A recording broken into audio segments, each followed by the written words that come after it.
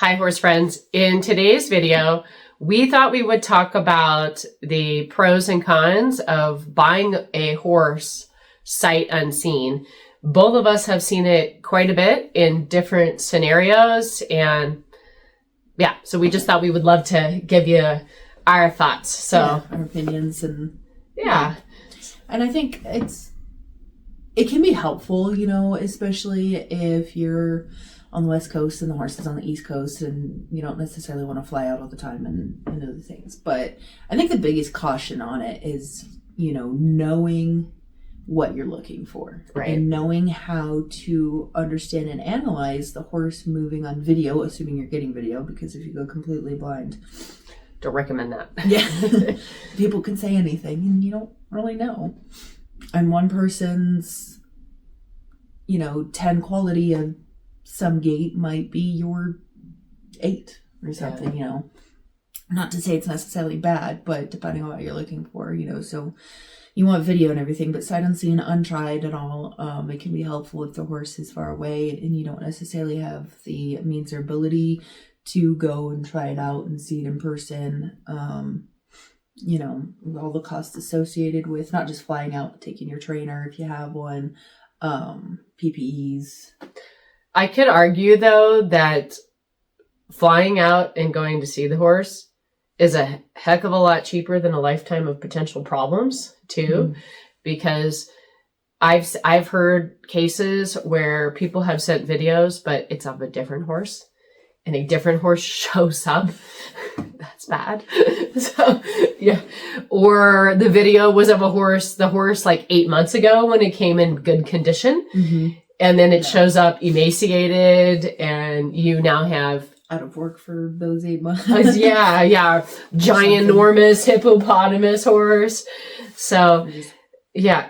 And there, feral. Right, yeah. And there are situations, of course, where people might buy a horse from somebody they know or somebody they repeatedly buy horses from. You do hear that scenarios where people work together a lot in buying and selling horses. Or highly recommended breeders. Yeah. Within their breed or discipline or both, because there's, I'll pull her up a little bit. Katie Van Slyke, she does breeding, she sells the babies and everything else, and I can't say for sure because I don't know the buyers and I don't, whatever, but I would assume that because, she's well known and she has quality horses that she's breeding and she is very particular that she's not just selling them to some random person, It's not somebody who's not experienced in their discipline and their, and it's a show home that she's looking for. She says it in the posts, the sale ads. When I see them, it's like, you've got to prove that you at least have, a trainer within it then showing and you have that interest and everything else, Yes. So there can be that too, where somebody, a breeder or a seller is along those lines, comes highly recommended because of that or some similar reason. Yeah. And I would also argue too that to me, it also depends on what you're going to use the horse for. Maybe let's say you're buying it for a broodmare and you're going more off bloodlines. A video might be okay if you get an extensive video of the conformation.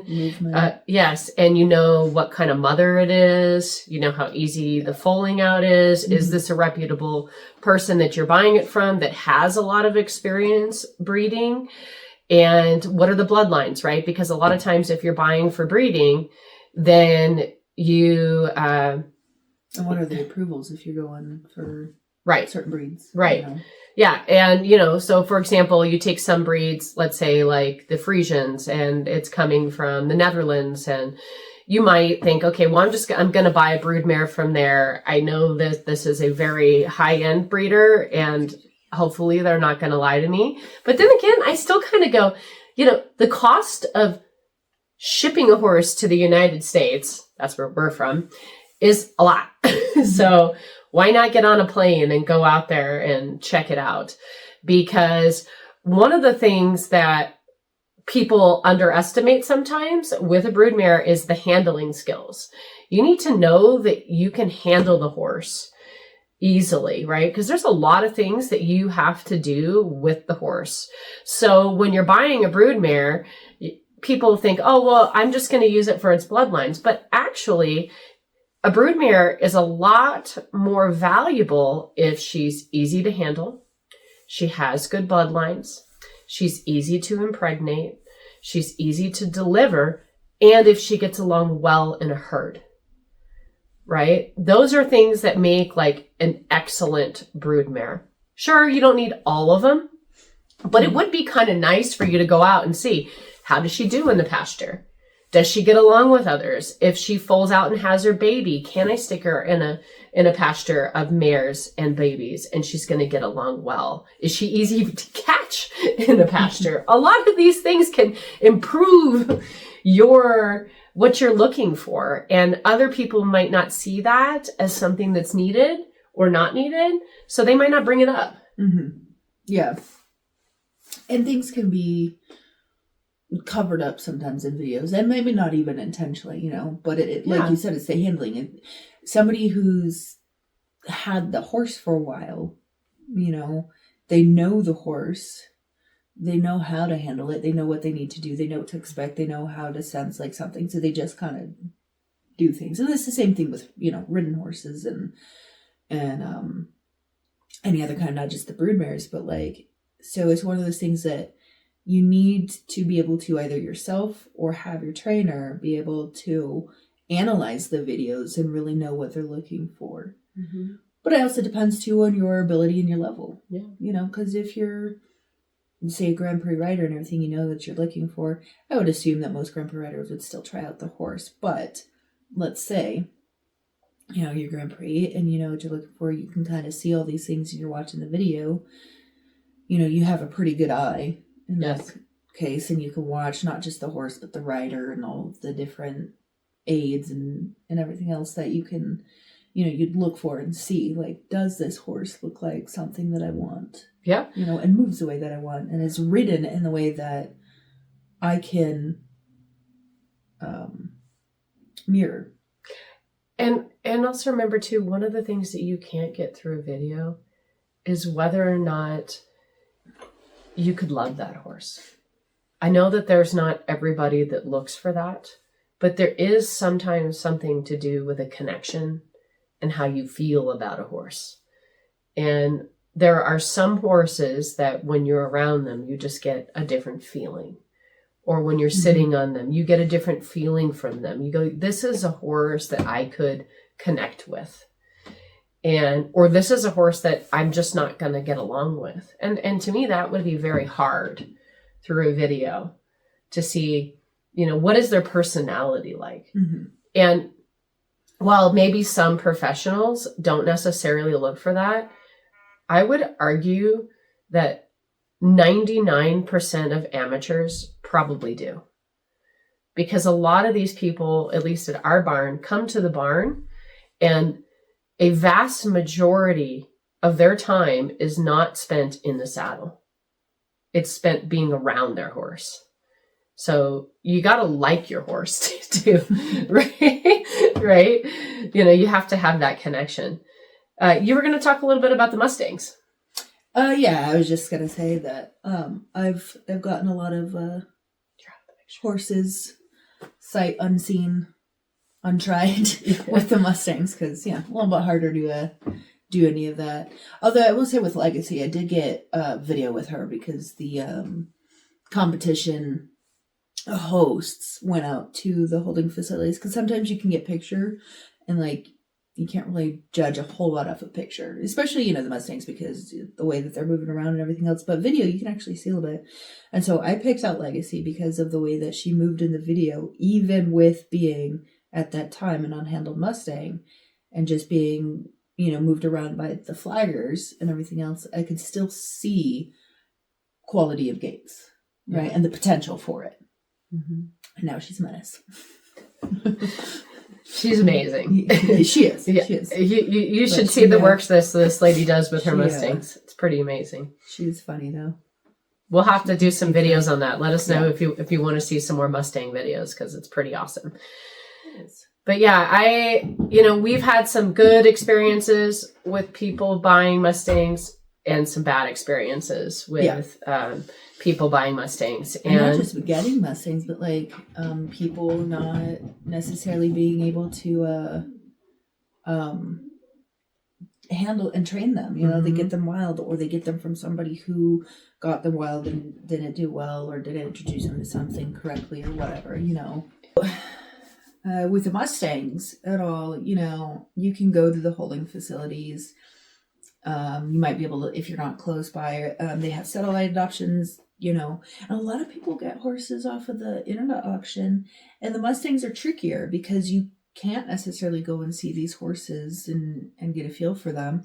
And even if you can, when you're at the holding facilities, whether they're in the viewing pens or just out around, quick sidebar real fast on that for anybody who might be interested in Mustangs or doing that and everything. Not every holding facility is open to the public. So whichever one you might be thinking of going to visit or whatever, just call them up in advance, make sure that you can. There are some that they let you just walk around on the outside and see them. The one nearest to us here in Nevada, you are allowed to do that. You can go and just kind of look around in general. If you want to go and look at any for possibly adopting everything, then you have to make an appointment, because then they'll ask you a bunch of questions. You can narrow it down to different things, and like, I'm looking for this or that. Like when I picked up a Mustang for the TIP program a while back, Archimedes is who I ended up getting. The original doctor who ended up backing out, but the original interested party wanted a Pinto. And they didn't want super tall or anything. They wanted a gelding. So I knew, okay, Pinto, gelding. And, within, I think like 3 to 6 years old. And I can't remember what the height range was that they gave. But, there's some parameters and everything. So I was able to tell the holding facility that. So they just gathered all the different ones and put them in some viewing pens, and I can see them. And that goes back to, viewing and getting a feel. You can get a little bit of personality at the holding facilities, but you can't get a very good reading on them when they're in there, especially when they're sorting them, because then their anxiety levels up, their energy levels up. Mm-hmm. So the viewing pens is really good for the movement, seeing how they move and everything like that. Because I'll tell you, I've had the number of Mustangs that I've done, which has been over a couple dozen, and I know there's others that have done more. I had one Mustang that I sent back because while I got him halter broke, and I've even had a saddle on him and did some stuff, he was just so unpredictable that he would just flip a switch, and just go back to being pretty much unhandled and wild. And I had him for months. And I was talking with some of my other Mustang friends and everything, and that had trained a lot more, because I was like, I am kind of stuck here. And they're actually the ones that encouraged me to just return him and everything, because they said that at the end of the day, some Mustangs aren't ones that want to be domesticated, and a lot of times, because in reality, there's ways to do it where the people are getting a lot of the Mustangs, especially back when you had the TIP program. But in reality, you didn't really make anything from this. You were doing it to help the horses, but you can only hemorrhage so much money, right? As we all know, that's professionals in this, and we all know in running any business, you can only lose so much before you have to just cut that off. Well, and in the end, too, that's one of the things about being around a horse and being able to try a horse, is you need to be able to figure out if a horse is trainable and if a horse wants to do it. Yeah, we've bred most of our horses to want to do things, but some are more open-minded than others. Yeah. And that goes back to being able, if you can, in the situation, to go out and try the horse. Now, with Mustangs, they're obviously unbroke, and it's not like you can sit on getting them from holding. Yeah, because there are options of ones that are trained. Sure. Yeah, and you can get the information from the trainer, the seller, whatnot, and everything else. So, And that goes to too, like I was saying with the personality, because the situation is the way that it is, you know, the horses are in a trauma state. Mm-hmm. It's harder to gauge their personality until you get them in and you have them in a more settled area. You start working with them because, like, you know, the 2 Mustangs that I have with the clients and everything, Chica and Dunny. And Dunny was pretty easy to gauge when, once he came in. Mm-hmm. He wasn't at the facility, so the owners, my clients and everything, they went there, they picked out the horses and everything else, and then later on they scheduled so that I could go pick them up, because at the time they did not have a horse trailer, and I had one specifically for Mustangs. Well, we get them loaded up, Chica loads up first, and then he's get loaded up second. He double barrel kicks my door, so the back door on my trailer, so it swings back open before they were able to get it shut, and he turns around and runs back out, so they have to lead him back through the chute, turn him back around, and then send him back in. And so it was like, I just basing it off of that, I would have expected him to be a little bit spicy. Mm-hmm. But once he got here, he was like, I like cuddles. You know? And Tika she was quiet, you know, not super quiet and everything, but she was fairly quiet, particularly when she was in the trailer, you know, and that was more of her style of, like, just been like, oh my gosh, this is so overwhelming. She was frozen. You know? But when she got here, you just look at her and she's like spinning around, bouncing off of the rails and everything else, and she took a little bit longer to get to relax and everything else. And then there's been other ones, like Legacy, when I picked her up and everything, she was trying to escape through my trailer through all the different openings, and they're small, they're not very big, but she was trying every space that she thought she might be able to. And then by day 3 I have her tied and bathed. You know, and I'm like, so every horse, you know, their personality matters, you know, and it can matter too if you're buying a horse for resale. Right? Because, and especially if you're buying a horse for resale, generally speaking, if you're a professional doing it and everything else, you're going to do one that's probably not super far along in the training, right? Because you're going to put those on to market later on. Might be younger. But you need to try to get a horse that has a personality that more people can manage and be around. But I can also say too that, like, that's still hard to gauge, even just trying the horse out once or twice. In 24, 48 hours, you know? You know, because, like, again, your style, your personality is different from what they're used to, right? And there's going to be that change and that differences between riders, between handlers, training styles, riding styles. And so one of the things I've experienced is you also have to figure out how long a horse has been at a place. So let's say a seller just got a horse. They've only been there a couple weeks. Well, sometimes the horse can either seem more frightened because they just got there, or more subdued because they're tired and they haven't quite settled in yet. So that can also be really hard. Is if the seller just got the horse, right? They don't actually necessarily know the horse, and the horse is still adjusting to their new environment, whether it be they're sleep deprived and they're more exhausted, so they seem more quiet, or the opposite. And so that can be really hard to discern as well. Because a lot, let's face it, if you're a sell barn and you're trying to sell a horse, a lot of people aren't going to wait 6 months to a year, which is we know what it actually takes to get to know a horse before you put it in the market. So you're going to get a horse, try to get to know it a little bit, and then you're going to list it. Yeah. And then you're going to have buyers coming in to that facility or looking at videos, and you're going to give your best educated guess on what the horse is like, but you might not really know yet. Yeah. The whole personality might not have come out. Yeah. It's just hard buying horses. It really is. It's just really hard. And it's hard for sellers too. Into it. Yeah. There's a lot that goes into making a horse for somebody to buy, Difficult. yeah. Particularly if you're doing it, properly and well and not being shady. And you care. Yeah. And you care. Yeah. Yep. Well, let us know your experiences and your thoughts. And if you've bought a horse sight unseen, we'd love to know how it's worked out or not. So thank you guys so much for joining us.